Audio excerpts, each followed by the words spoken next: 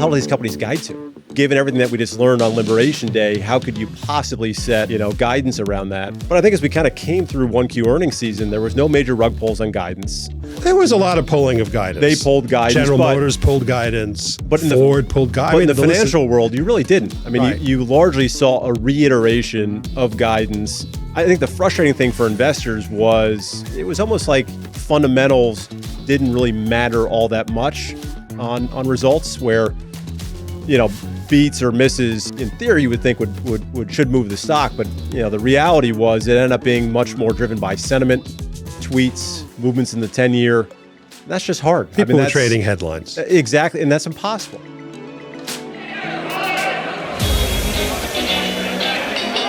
Hi, I'm Steve Eisman, and welcome to my podcast, The Eisman Playbook. In my 35 years of experience of investing in markets, I've seen many ups and downs. You might know me because I was depicted in the book The Big Short by Michael Lewis and portrayed by Steve Carell in the movie of the same name. In this podcast, we are going to explore and analyze market trends, companies, and subsectors through various guests in and around the financial world. My goal here is simple: to educate. So come and join me as I share with you the Eisman Playbook.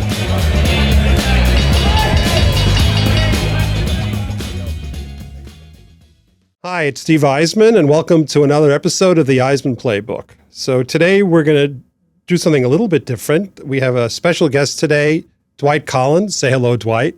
Hello, everyone. Steve, good to see you. And so in the past, what we've had are analysts, mostly from boutique firms. But one thing I've learned over the years is on the institutional sales side, and Dwight's going to talk a little bit about what that entails, there are basically two types of institutional salesmen. These are the people who talk to the buy side, the investors, people like myself, portfolio managers.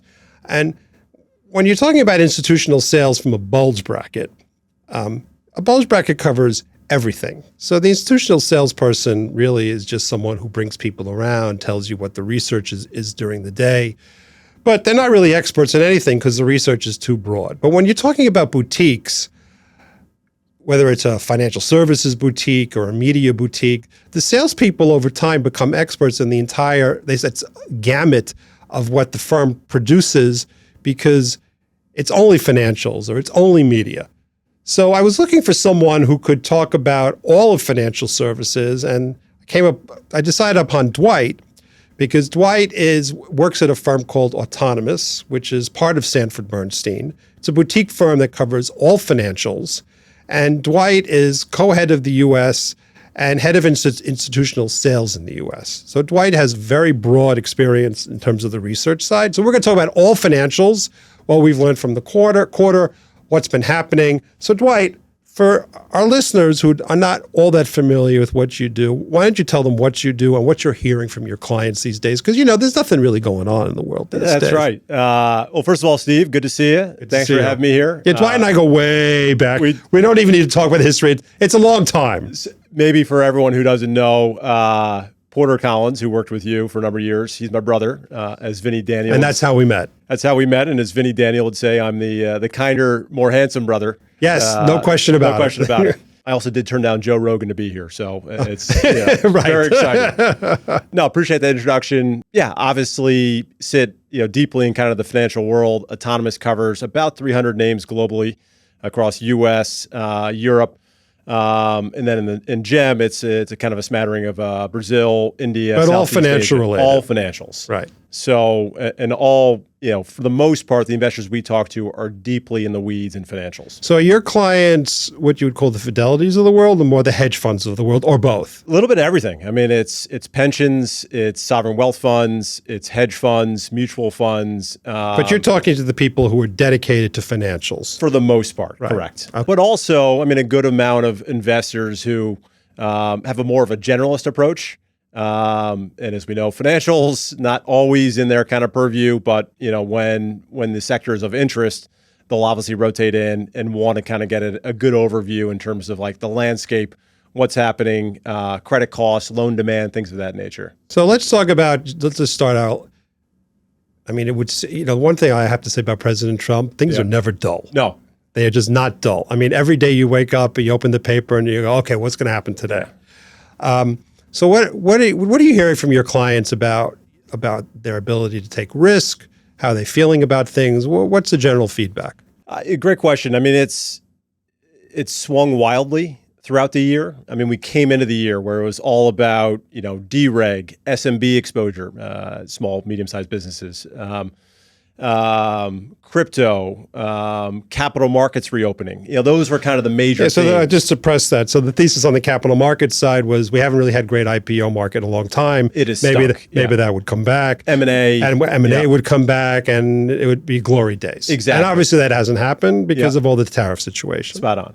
So, I mean, that was the initial kind of theme to start the year and really kind of went off the tracks pretty early. I mean, late January, February. Yeah, those, as we started to get kind of executive orders put through, more talks on like the potential for tariffs, markets kind of locked up. And, you could also see it in terms of like consumer behavior where spend volumes really kind of decelerated starting in February. And then sure enough, we kind of come into Liberation Day where, it was just everything kind of went off the tracks. So I would say the major points of focus have shifted pretty significantly. I think everyone kind of braced for what they thought was going to be a really brutal 1Q earnings season, but it didn't really happen. Let me press that for a second because I never understand this. So yes, there was some slowdown. Yes, there are tariffs.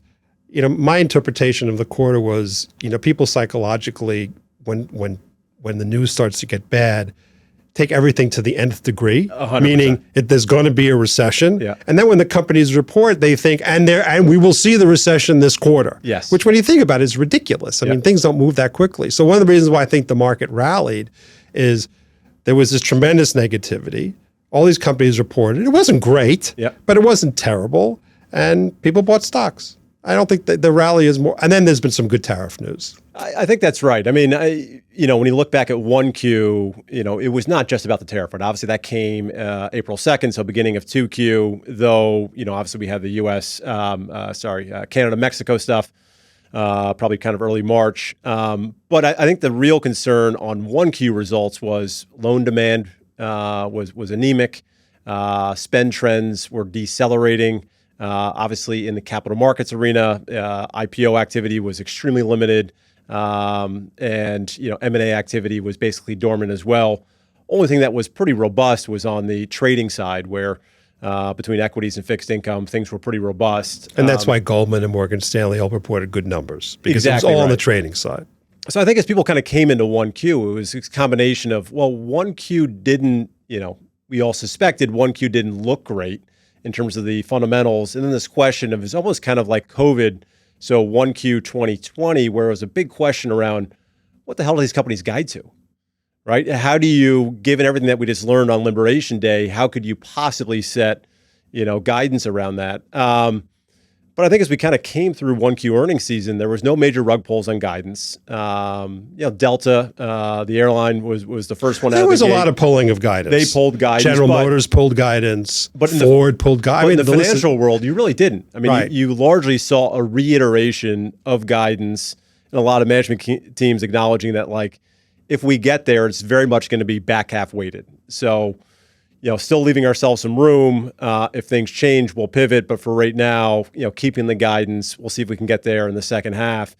I think the frustrating thing for investors was it was almost like fundamentals didn't really matter all that much on results, where, beats or misses, in theory, you would think should move the stock. But, the reality was it ended up being much more driven by sentiment, tweets, movements in the 10-year. That's just hard. People are trading headlines. Exactly, and that's impossible. So are you sensing amongst your clients just frustration because they really don't know what to do? 100%, because I think as people look to, what to do next, it's kind of, well, tell me what the next tweet is, right? Tell me when the next trade deal is. Okay, maybe the world isn't burning. Let's put a little bit more multiple back into these stocks. But it's really hard. And I think ultimately it's kind of coming back to, give me something that is kind of more idiosyncratic, or give me a quality company that has lagged for whatever reason, right? Is there a perception issue that's just misplaced? But Because at the end of the day, I think it's really hard to go dumpster diving every single day, right? What do you mean by dumpster diving? Trying to we use that all the time, but people listening don't know what that means. Trying to pick the poor stocks, right? The ones where you have a very cheap, PE multiple, where maybe there's an issue in the company, it is kind of massively lagged, and if sentiment is better, if the macro is better, maybe it can. But you're only going to do that when it's a risk-on environment, exactly, not risk right. off. And it's just been constantly over the past month, this almost every day, this kind of risk-on narrative, and I think that's where the fatigue's coming in. It's how much more can I continue to chase these kind of poor quality laggards that jump because people got excited. That jump for whatever in reason. general. Exactly. So let's go through the groups. Let's start with banks and investment banks. So you said the takeaway was good trading, M&A still bad, IPOs still bad, loan growth anemic, net interest margins okay. But let me ask a broader question. Yeah. I mean, people, would you agree with this, tend to treat this part of financials as like a cyclical trading vehicle. Or do you not agree with that? How do they treat this as a group? And more importantly, is there a long-term secular story at all to invest in any part of this part of the group? Great question. Secular, yes, and I would point to Morgan Stanley in terms of what they've done on the wealth management side. Obviously, Smith Barney acquisition, then they acquired Eaton Vance, E-Trade. And it kind of goes to your point around, largely the IB, so the investment banks, and we'll think about just the big boys, right? Goldman and Morgan, which traditionally less diversified than, say, a JP Morgan or a Bank of America, where you obviously have this big commercial bank and retail bank inside of it. But yeah, traditionally, right, it was a question of where are we in the cycle? Am I going to put 10 times earnings on, Goldman or Morgan's next 12 months earnings forecast? Or am I going to put, 12, 13 times because I feel like we're going into a really robust environment? I don't have to tell you, you obviously saw what these things had done, Goldman and Morgan, in terms of the financial crisis and the fact that, they were basically down to their knee.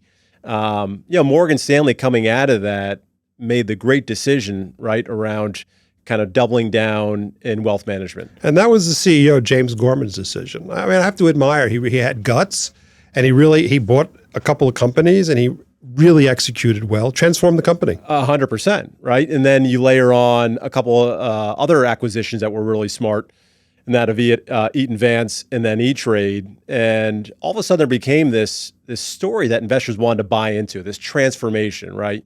So instead of a cyclical trading company, it's an asset manager. You have good, it's an e-broker. It's a very sticky business. And where are we on that story right now? They have done an exceptional job. I mean, if you think about it historically, organic growth within their wealth management division probably grew 2 to 3%. I mean, as we've seen over the kind of the past year, past 18 months, or even the past quarter, it's been growing at 6%. And it's kind of right in line with what, Schwab has been doing, right in line with what we've seen from Raymond James. LPLA has continued to be the standout in the group in terms of a little bit higher organic growth. But I mean, Morgan Stanley is right there, competing. Do you like Morgan Stanley? I do. I mean, again, going back to your kind of broader question around, are these trading vehicles or are they kind of more longer term? You can buy into a story and more durable. And I think Morgan's done an incredible job. So let's turn to Goldman for a second. Yep. So here's my issue with Goldman. So Goldman tried to transform itself during the latter Lloyd Blankfein years, and they got into consumer finance, which was a mistake, and they got into other parts of consumer that was, let's just say, not good, like the Apple credit card. Didn't work. And the current CEO, whose name escapes me at this point, Solomon, thank you, who came from Bear Stearns. Yeah. Basically undid all of that. Yeah. And so Goldman today is basically, correct me if I'm wrong, back to its roots. It's a trading M&A with some asset management. Yeah. And so it seems to me, if you're going to invest in a theme that M&A and IPOs are going to come back, you'd probably buy Goldman because that's where you get most bang for your buck. But is there a real story here other than M&A and investment banking and IPOs coming back? It's still the same Goldman that it used to be, not diversified. Yeah. Am I wrong? I agree on all that. End of the day, I mean, the way I think about Goldman is it's really about trading rather than investment banking, so IB. Whereas trading is about 4 times the size of IB for Goldman. IB, investment banking. Investment banking. So as the kind of the old adage goes for Goldman, trading drives the earnings, IB drives the multiple. And so I think for a lot of investors... Well, that's good. Say that again. So trading drives the earnings and IB drives the multiple. So in other words, if investment banking comes back, the multiple will go up. But the earnings are still mostly driven by trading. By trading. Okay. And, Goldman has done well this year. I mean, it's been totally fine. The reason being, trading has been exceptional. Yeah. I mean, it's just kind of through the roof. People are trading like lunatics because they're trading headlines. Exactly right. And, and Goldman had done, for all the issues they've kind of gone through, they've done a good job in recent years. They've regained market share across a number of different kind of asset classes. And so the trading results have been fantastic.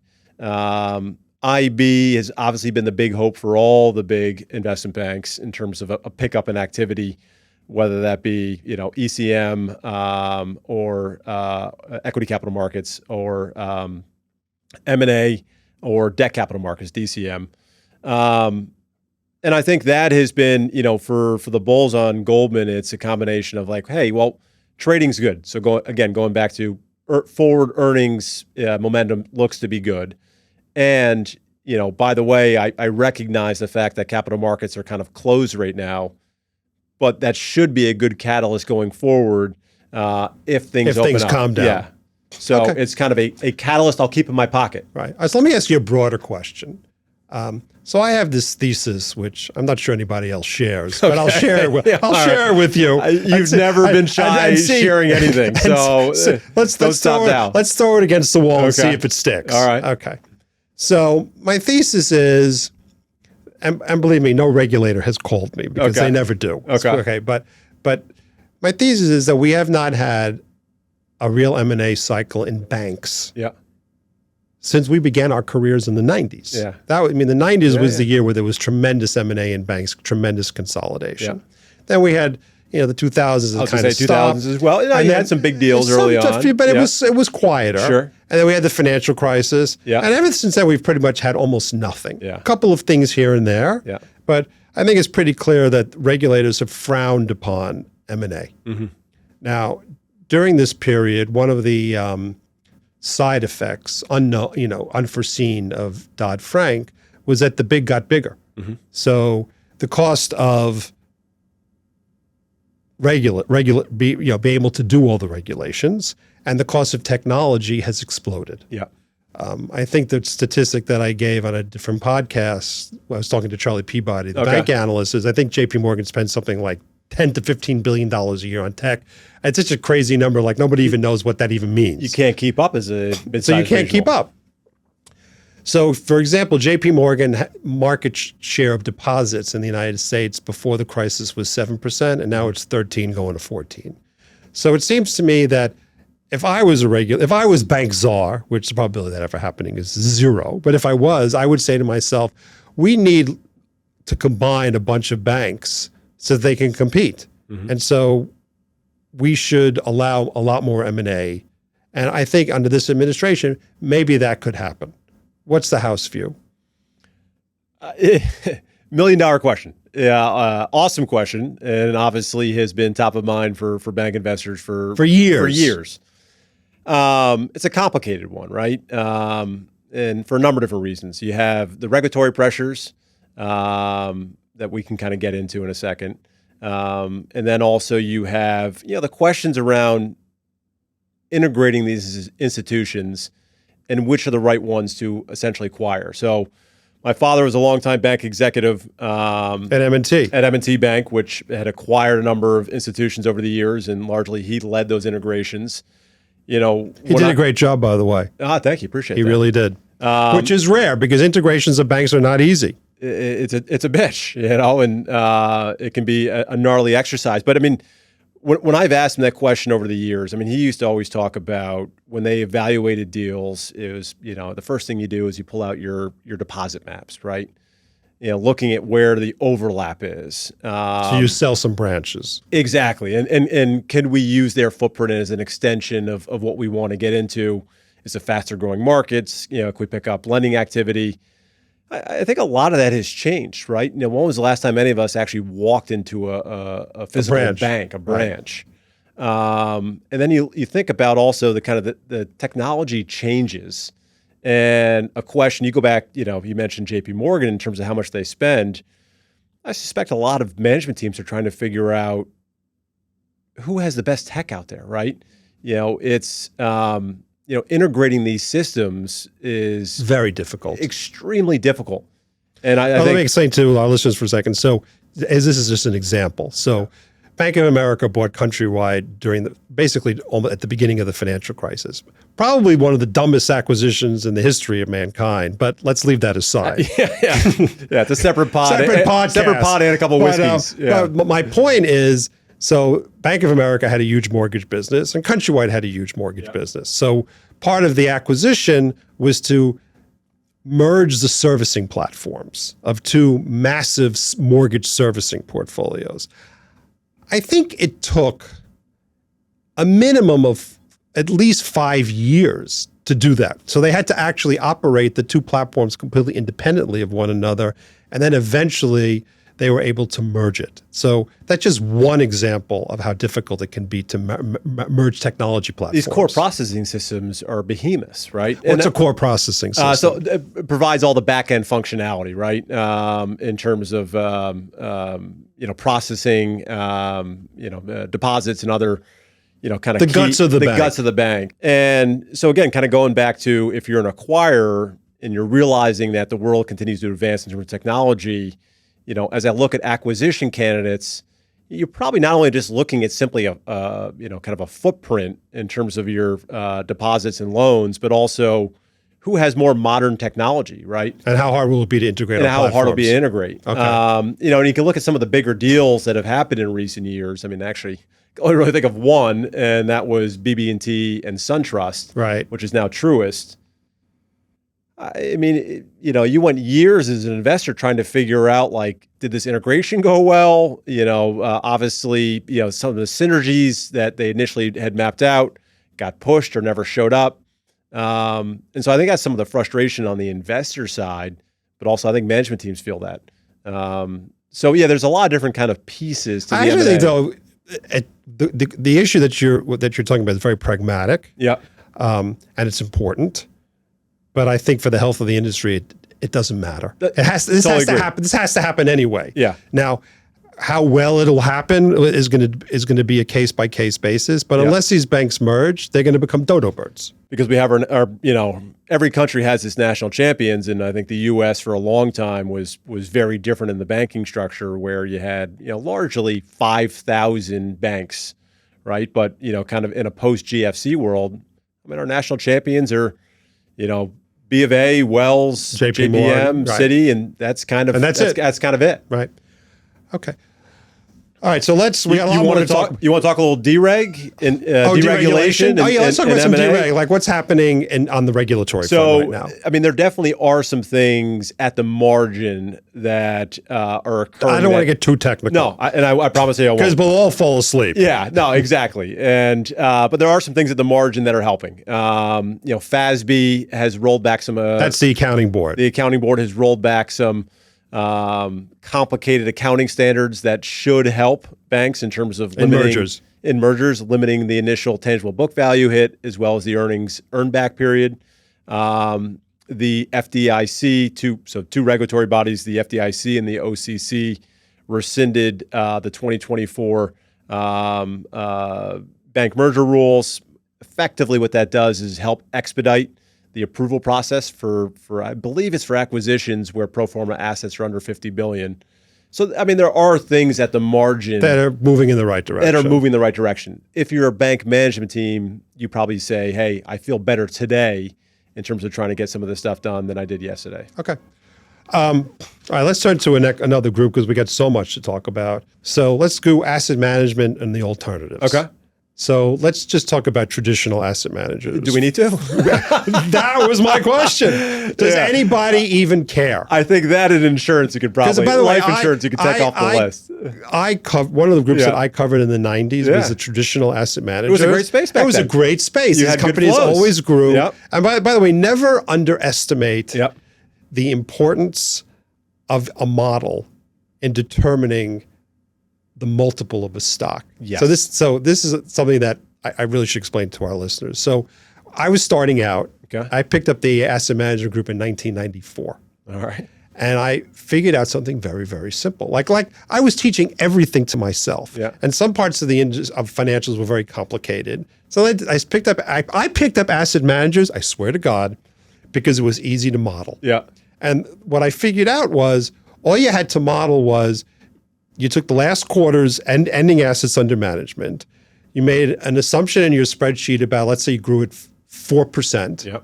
You averaged the two, and you saw that everything on the income statement is a percentage in basis points of the average assets under management. Okay.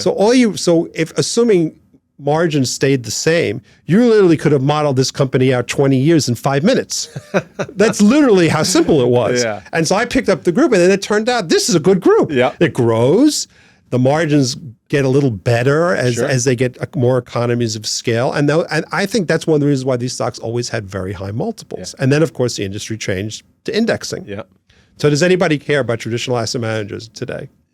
I'll dumb it down, where probably the time when you were really looking at the group, you had organic flows 5%, 6%, 7% on average in this group. Sometimes more. Today. So basically, the assets under management would grow. It was basically beginning assets under management plus net flows plus or minus market performance equals ending assets under management. Like I said, you could model this thing out for 20 years in 2 seconds. Exactly. Whereas today, you're probably negative 0 to 5% in terms of net flows. Yeah. So they're actually losing. They're outflowing. They're outflowing all the time. The only thing that is saving them is the market goes up 20% each year. Right. So your AUM increases. But the multiples have collapsed. The multiples have collapsed. And so, typically it was a simple formula of, I'll figure out whatever organic growth they're doing, and based on how fast it's growing, I'm willing to afford a mid-teens PE multiple. Mm-hmm. Whereas today, if you're organically outflowing at 5%, what are you going to pay for that? What do you put on that? Yeah, right. So it's not good. It's not good. So let's turn to what is good. Oh, by the way, so the only stock I would assume anybody really owns is BlackRock because they have a massive indexing business. Exactly right, and well run, well diversified, and they have flows. Right. It's the only one really with flows. Okay, so it's the only one with a positive story. Correct. Okay. Let's turn to the alternatives because that is a story. So how do you view the alternatives? How do your clients view the alternatives? It's a fascinating space. And I guess a good question for you as well, given how much you've been around financial markets. Can you ever think of a sector, a high growth sector that kind of emerged out of thin air in terms of public markets, had started off with no S&P, no index, inclusions. So they were not part of the S&P index or nothing. Yeah, it's just hard. It's hard. You have to go back to the beginning of financial markets to think about like a sector like this, right? Where it's, very sophisticated, very sharp management teams, great growth prospects, and just kind of came out of nowhere, right? The first one, I think it was Blackstone in 2007. Then you had a number of them come public after that. So, by the way, it was such a weird group because prior to Blackstone in 2007, I remember KKR did something very weird where they hived off part of the company and took it public, like in Ireland or something. Oh, right. It was like a hybrid version of KKR. Yeah. And of course, nobody. KFN, maybe. I don't even remember what it was, but it sort of mimicked KKR's earnings. But it wasn't KKR, so like nobody owned it because nobody knew what the hell is this thing? That's exactly right. Right. So, for the better part of a decade, you had a group that largely specialist investors focused in on. And only specialists. Because they weren't in any indexes. Right. So why would a long So let me say this. So yeah. Let me say something. So if you're not in an index fund, no index fund is going to own you. if you're not in the index. Exactly right. So that removes a big part of the audience because, I mean, more than 50% of all stocks are owned by indices. Yep. So now you're talking about only active investors are going to own it, but they're probably not going to want to own it because you're not in an index. It means you're illiquid. So that means even a smaller number of people are going to own it because it's too illiquid. So then you're just talking about hedge funds. Yep. Exactly. And now those are the original owners of private equity shops. So you had specialist investors who were looking at these institutions, and then also and generally they work for hedge funds. Yeah, exactly right. Right. And then also, I would probably say, you even had a smaller subset of investors within that specialist community who really understood these business models. I mean, if you pull up an earnings deck of one of these companies, your head's going to spin. It's complicated. So it is let me complicated as shit. Because try modeling that out. They have like 3 sources of income. I think one is just the fees that they get on the assets that they manage. Then it's the carry. So they get like 20% of the profits. And then there's something else I think they get on top of that. I can't remember what that is even. But it's complicated. There are multiple sources of earnings. And other than the flat management fee that they get, those sources of earnings can be very volatile. Exactly right. So, it's been a fascinating space where, again, you had a small segment of the investor population who really understood and trafficked in these names. Right. Over time, you started to get these names being put into indices.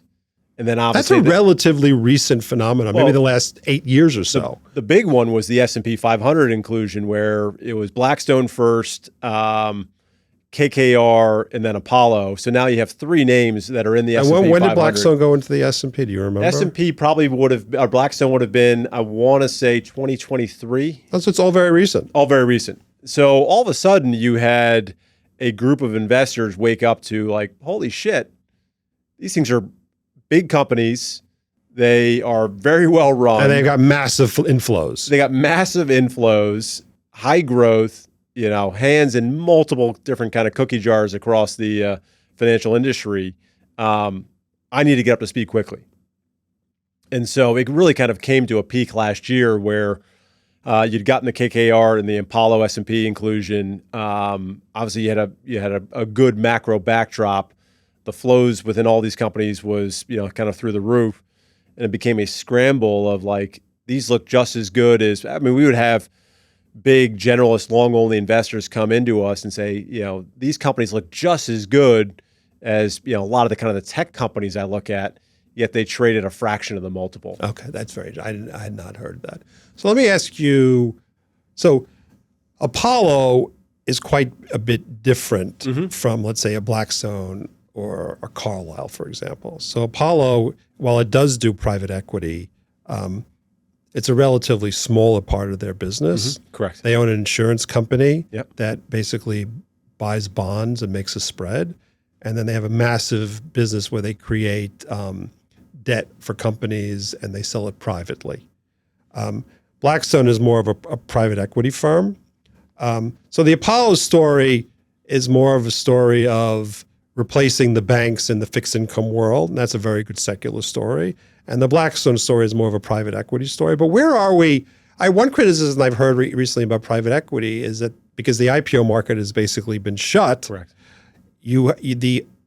So the way private equity basically makes money is they buy a company, they tend to lever it up, they run it hopefully better, they wait a bunch of years, and then they sell it at a big profit. But if there's no IPO market, they can't go public. And so what's been happening is you've had private equity basically selling companies to each other. What's the sort of the house view of that, where we are in terms of the private equity side? Yeah, it's a great point. I mean, you think about just from a high level, kind of more simplistic view on the private equity side, right? The concern is, if I am not able to get the realization on these assets, so meaning, capital markets are locked up, I can't take this company public. Right. So in other words, I'm an investor in private equity. Yep. And the private equity fund that I'm in has invested in 50 companies. And the only way that I'm going to make money is if they sell the 50 companies. You get that realization. They get my money. It's the realization. And then they take 20%, but I get my money back plus the profits. And if things are great, right? So take, for example, these 50 companies. If all these 50 companies end up, they take them public, you get great IRR on that internal rate of return, and eventually you'll be able to sell your stock. And then also, as a private equity company, you can go around and say, hey, look at our performance, right? We invest in all these really sharp companies. They all went public. They all did great. All did great. Give us more money. Give us more money. We're going to go out and have a bigger round next time. And I think the concern had been, and still is, that a lot of these PE firms overpaid for assets in the post-COVID period. So, one of the questions has been, why hasn't there been more IPO activity? Especially if you look at the past 4 years, right? We've had great markets, all-time highs. We've had credit, and there are very few IPOs. Credit spreads really tight. Mm-hmm. Management teams. How I know when I was at Neuberger? You know how I knew when there was a lot of IPOs? I'd go to meetings every single day and meet a new IPO. Yeah, that's and right. That hasn't happened in years. So I think there's definitely concern around what is going on. Let's forget about Liberation Day and what's kind of occurred over the past month. Like this was before that. Yeah, what's been happening over the past 3 years, and why the hell isn't there more activity? I think, and again, it goes back to the private equity guys, where there's concern around the marks on some of these assets, right? Did they just overpay for and that's why they a don't lot of these public. assets? And the fear of, like, if I bring this to market, the first tick's going to be, massively lower. By the way, let me bring up an accounting issue which is important. Never underestimate the importance of accounting. Yeah, that's for sure. So if you're a private equity firm, and let's say you bought a company, let's say at 100, and then let's say you did a year later a round of financing, and maybe the financing was done at 200. So you now have it marked on your books at 200. But let's say the valuations have collapsed, so that if you were going to bring the thing public, it'd be 50. I'm just making up a number. Yeah, okay. Private equity doesn't mark down that 200 to 50 until or unless they sell the company at 50 or they bring it public at 50. So they don't want to tell their investors that the thing that's marked at 200 is worth 50 That's because from an accounting perspective, they can still leave it at 200 and they're just going to sit and wait and hope. Yep. And that's probably part of the problem. I think that's right. Well, there was an article in Bloomberg about a week ago that showed that Harvard, Yale, and Princeton are all trying to exit some of their private equity positions in the secondary market, and hasn't happened yet. But it'd be very interesting to see at what they sell it at. That's right. Yeah, there was also, I think it was University of California, not mistaken, was brought up some of these issues around Blackstone and BREIT, which is their effectively their real estate portfolio. So yeah, I think there are a lot of questions around just kind of the quality of these assets and the ability to kind of monetize them. Okay, let's move on. Not because we couldn't talk more about it. All right. But we could talk. But we gotta move on because we got a lot more to cover. Sure. So you brought up life insurance for a second. My simple question about life insurance, like, what the hell happened to this group? Like, I mean, the best of the companies like Met and Pru sell at like 7 to 9 times earnings. Yeah. And that's being generous. And that's being generous. Yeah. And Lincoln National, which once people used to think of as a good company, sells at like 4 times earnings. I repeat that, 4 times earnings. Like, why do these stocks sell at such insanely low multiples? You need to be a forensic accountant to basically understand life insurance. It's just way too complex. The accounting. And every quarter there's always kind of this, the surprise that came out of left field, right? In other words, some kind of reserve issue. Because you're writing very, very long-tailed business, like let's say long-term healthcare. And all of a sudden, it turns out 20 years later, the book that you wrote 20 years ago, the costs are much, much higher. You're taking a charge for business you wrote ages ago. Exactly right. And also, they sit at this kind of intersection around, they have equity exposure, they have interest rate exposure, and you have exposure, in some of these cases, like significant exposure on the investment side to alternative asset managers. So very dependent on the return. It's very complicated. Yeah, and so I think it's, largely people trade them just as the winds are going in the market, right? Do we feel better about where the 10-year is going or where equities are going, or is it simply risk off? There's no secular story. Very hard. By the way, I used to have this when I tried to pick up, when I went to a hedge fund in 2001 as an analyst, so I started to pick up life insurance. And I pretty much gave up because I remember my conclusion was that it's the only sector I ever saw where a company could report, and it takes the people who really understand the sector 3 hours to figure out whether it was a good quarter or a bad quarter. That's what I mean. It just took forever. Yeah. So why bother? And that's there's a reason Bright House trades at 2.5 times earnings. Does it really? Yeah, 2.5 times earnings. 2.5 times.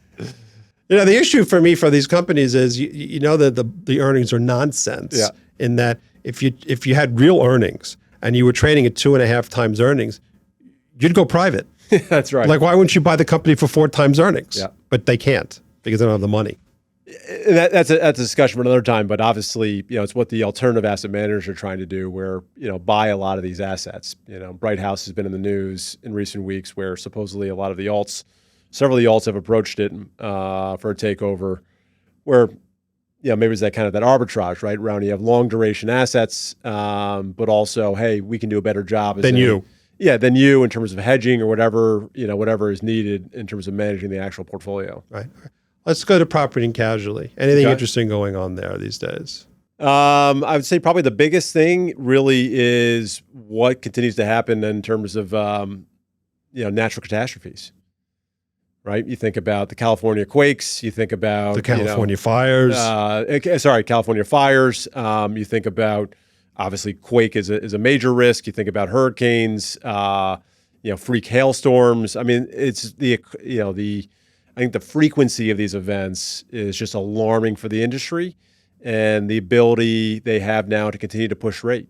I think everyone who's probably listening to this could probably look at their insurance premiums being like, holy shit, look how much higher they are. It's going up a lot. Well, I saw an article that State Farm is trying to, either they got approved, they're trying to get approved at like a 17% increase in home insurance in California. And needless to say, the citizens of California are not happy about it, but you got to ask, That's right. What State Farm didn't create the fires. They just lost a lot of money by paying people off for their homes. Yeah.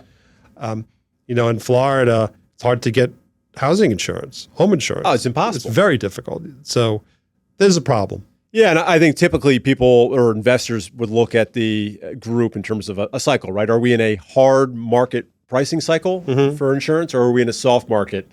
The reason I kind of led off with kind of cat activity, catastrophe, is because the frequency of these events just probably means that we never really see a true soft cycle like we used to.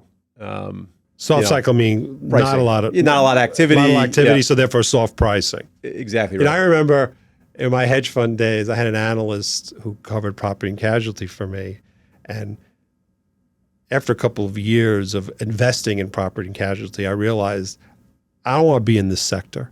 And so let me tell you why. So in August, I'd be on vacation, and my analyst would call me, and he would say, there's a big storm brewing off of the coast of West Africa. I go, West Africa? Like, you leave me alone. Call me when it gets to Bermuda.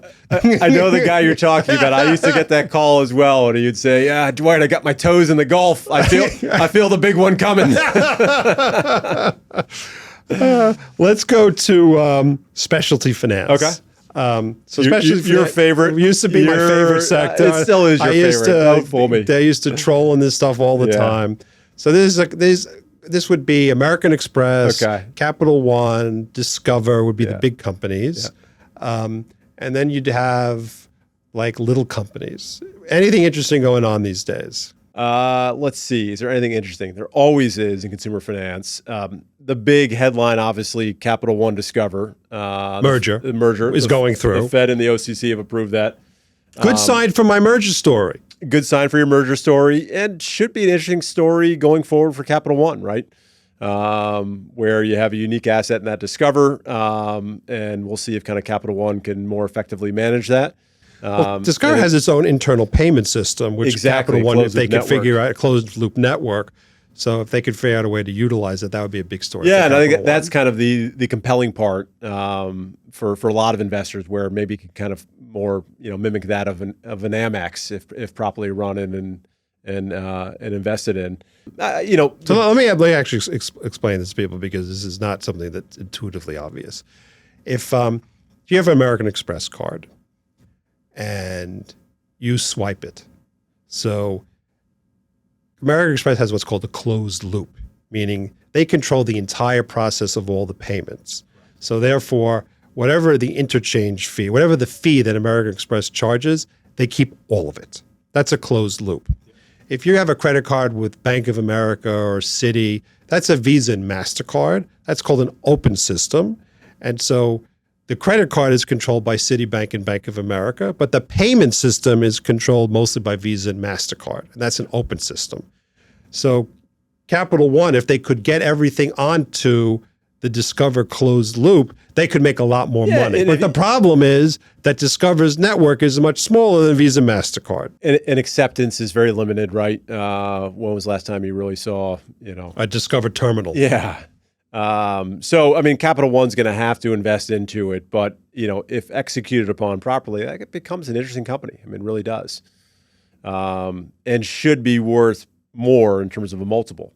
Capital One historically, 8, 9, 10 times in good markets, where if you think about an Amex. Where is Amex these days in multiple? 17, 18. Oh, so like double. Yeah. Wow, that's a big opportunity for Capital One if they can execute. And I don't think investors think that they're just going to get to Amex, but hey, getting halfway there could be 12 to 13. It could big be time. It could mean a lot of upside. Right. I would say in terms of consumer finance, specialty finance, I mean, the big topic is always credit, right?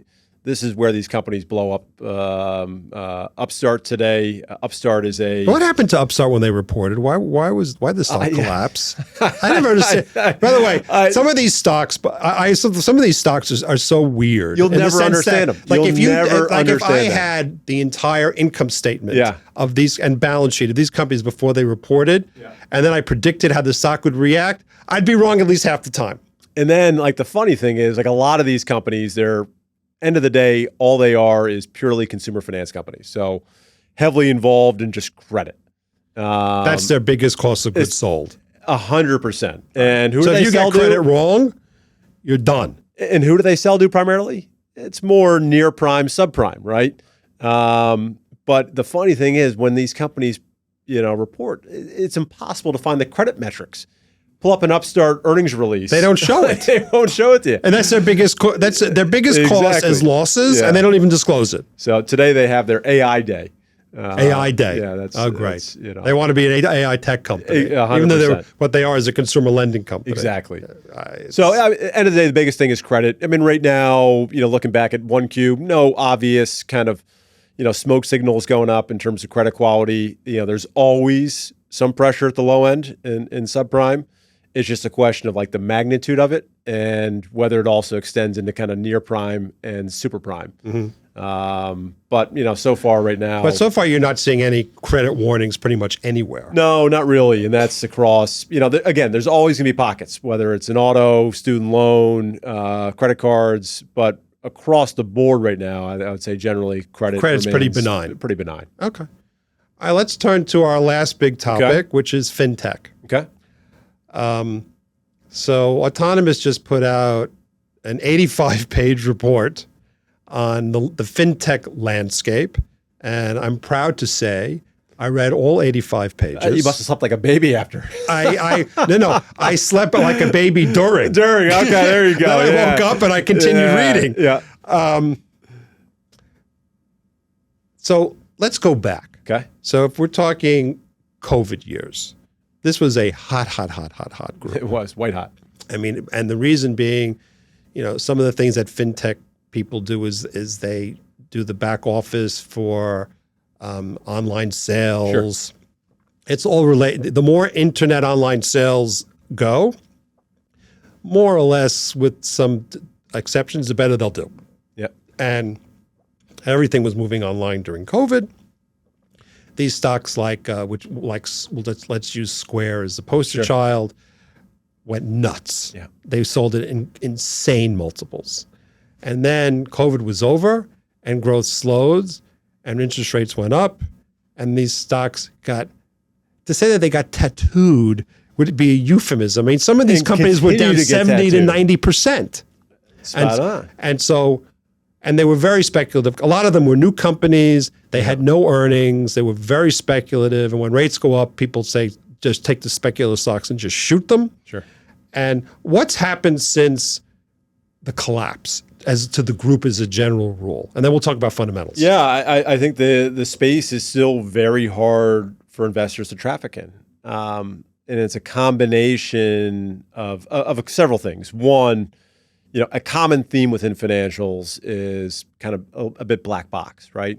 Hard to model, hard to figure out, hard to understand what you're looking at. Transparency is not great. And it's an issue in life insurance, as we talked about. Complexity is an issue in the alternative asset managers that we talked about. And I think for a lot of the payments companies, it's the black box, right? It's this, people have woken up to this idea like, holy shit, they can report earnings, and I had no idea a miss of that magnitude was coming. Was even possible. Right. And so that's why, you've seen earnings quarters where some of these stocks go down 20, 30%.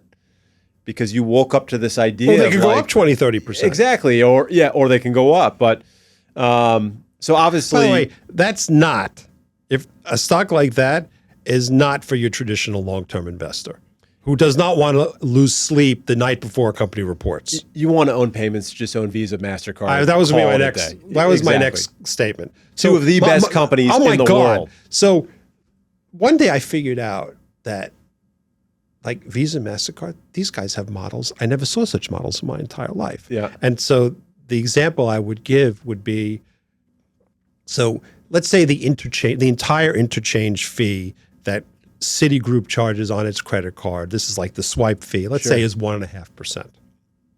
Probably smaller, but it's not that far off. Not that far off. So Visa, MasterCard take like 10 to 12 basis points. Yeah. Out of that 150%. Yep. Some of it is given to the merchant acquirer who puts the terminal in, and the rest is kept by Citi. Yep.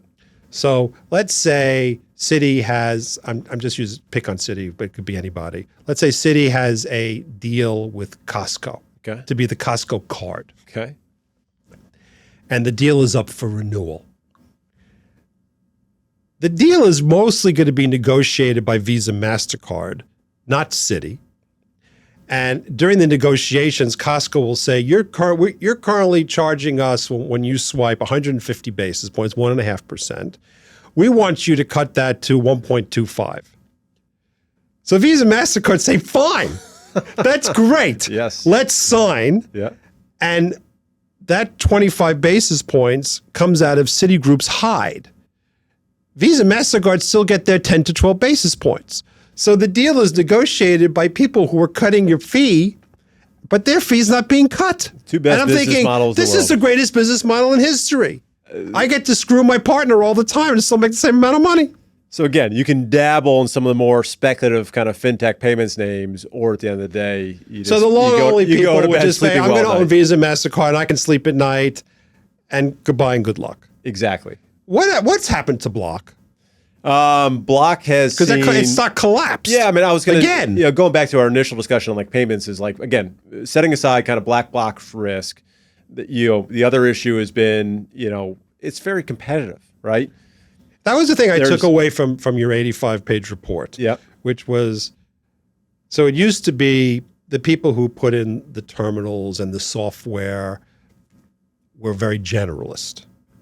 And then what happened was you had companies like Toast, which just specialize in restaurants. So they were eating the lunch vertical specific, of the generalists. But now my impression is like everybody's going after everybody else's space. So nobody is protected. No, and I think the concern too is, for a lot of these names, we know the current landscape in terms of competition, but like what new technology, what new company is 2 to 3 years out that is going to disrupt the current disruptors. Right. And you think about market share shifts over time. I mean, there used to be a time where you thought payments and like one of the high flyers was NCR, right? Which also does the ATMs. But, they had their terminals. They were, in a number of different restaurants, hotels, whatever it may be. Obviously that got disrupted. Square and the dongle came about. Then you think about Toast. You think about Clover. You have a number of different products. They just keep coming. They keep coming. They all have good software behind them. So there are no moats. It's very hard. Which is, by the way, that's one reason why people just say, I'm going to invest in Visa, MasterCard, because my experience— They're impossible to disrupt. They're impossible to disrupt. And by the way, there's like this joke in our world, which is every 3 to 5 years, new companies will show up. and they'll come to your office to pitch whatever they're doing. And they'll all make the same pitch. We are going to disrupt Visa and MasterCard. Yeah. Every 3 to 5 years this happens. That's right. And they tell a great story. Yeah. And it sounds very compelling. And they go public, and then they're hot in a while. And you see them about 3 years later, and you say to them, what happened to the disrupt Visa and MasterCard? And they all say, can't be done. No. And this happens like every 5 years. They won't admit it can't be done. They just simply say, oh, we now partner with them. We're partnering with them. Exactly. We're partnering with them. So, I mean, I personally have owned Visa for an eternity myself, personally. Yeah. And I kind of never think about it. Yeah. I don't worry about it. You sleep well at night. I sleep well. Let's see if there's anything else we got. Oh, yeah. What role is Apple having in the payments group? Think about Apple Pay. So Apple Pay currently on your phone, right? Right. The big disruption that is coming is Apple Pay in browser. So they have been testing this. They have rolled it out to a couple different companies. You think about all the functionality that you have with Apple Pay on your phone. So in other words, you go to buy something in a store, you take your phone, click, pay. Okay. Taking that technology and now putting it So if I buy something on into your Amazon, browser. Exactly. So in other words, they're trying to replace PayPal. So that's why one of the reasons why PayPal has been under pressure. PayPal's been under pressure for a number of different reasons, but obviously it goes back to the same theme around competition. And who's the big behemoth right now? It's Apple Pay. Apple. Yeah. So people are worried that Apple is going to disenfranchise what's left of PayPal. Spot on. Okay. So let's just finish up with, for the house, what are the favorite stocks that you guys are emphasizing these days? I would right now be keeping it simple and owning the exchanges all day long. The exchanges. Reason being, right? We didn't even talk about them. Reason being, think about the volatility, right? Every day Trump's going to say something different. And it's the same thing in Trump 1.0. One of the best performing financial subsectors under Trump 1.0 was exchanges. I mean, like NASDAQ, ICE, CME, Right. Because you think about like everything that's happening at a very high level is very disruptive. Very disruptive. It's affecting FX markets. It's affecting energy. It's affecting, obviously equities, fixed income. I mean, you name it, the asset class is moving significantly. Okay. Obviously, we've just had a really robust period over the past month and a half, and those volumes may not run right at those levels, but the underlying volumes should be, very strong. Anything else you guys really like? Let's see. I mean, right now I am, my thought process is outside of exchanges, I like the sector in general. You're looking for quality names that have lagged, right? And that will be edited out. Hopefully that is kept. So to me, sticking with quality, right? You own best in class, you own your Visa, MasterCard. I like the insurance brokers. So whether it's owning a Marsh or an Arthur Gallagher, in the bank space, I would own Wells Fargo here. If the asset cap comes off, which was slapped on. Let me retell that story. So I think it was, what year was this now? 2018. 2018. I think Wells Fargo. 7 years of there was a scandal. Correct. A sales scandal. It was a sales scandal where basically Wells Fargo was taking customers and, let's say, giving them a credit card that they didn't ask for. And fake accounts too, I think. And fake accounts. Yeah. They were charging people fees. Yeah. It wasn't huge money, but it was highly embarrassing. And the Fed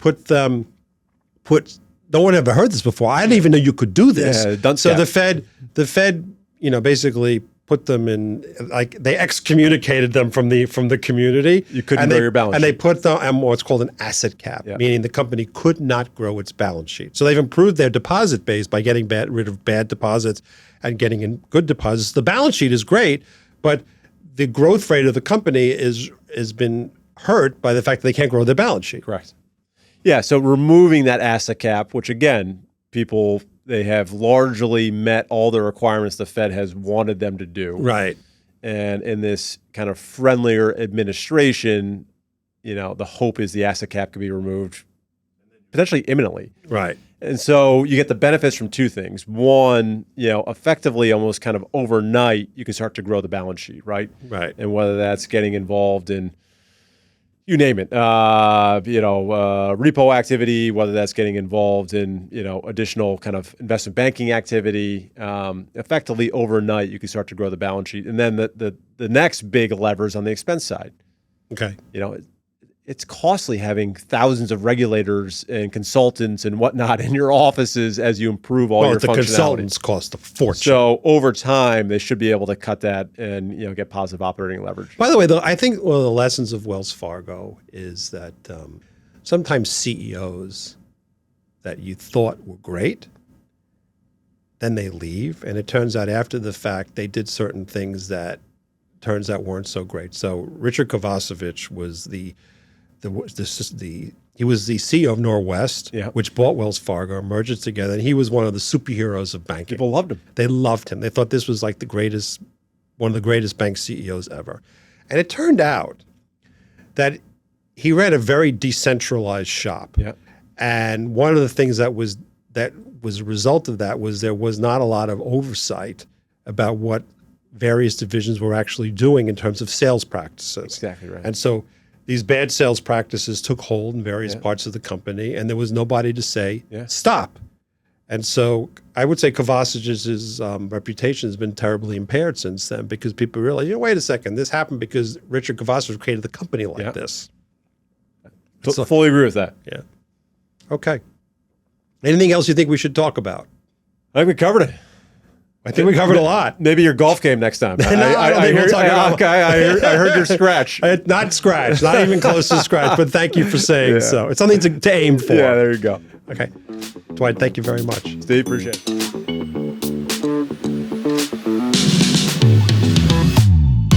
Thank you so much for tuning in. For video episodes of this podcast, head over to our YouTube channel. If you're listening on a podcast platform, make sure to follow the show so you never miss a new episode. And if you got something out of today's conversation, we'd love for you to leave us a 5-star review. It helps us reach more listeners just like you. For links to our website, social media, and to sign up for our newsletter, please check out the show notes of today's episode. On that note, I'm Steve Eisman. I'll see you on our next episode. A quick disclaimer, nothing on this podcast should be considered an investment or investment advice. Guests and their hosts may have positions in any of the stocks mentioned in this podcast. Please do your own work and consult an investment advisor. This podcast is produced by Collier Landry for Don't Touch My Radio and Steve Cohn for Next Horizon Media. Copyright Stephen Eisman, Farseer LLC.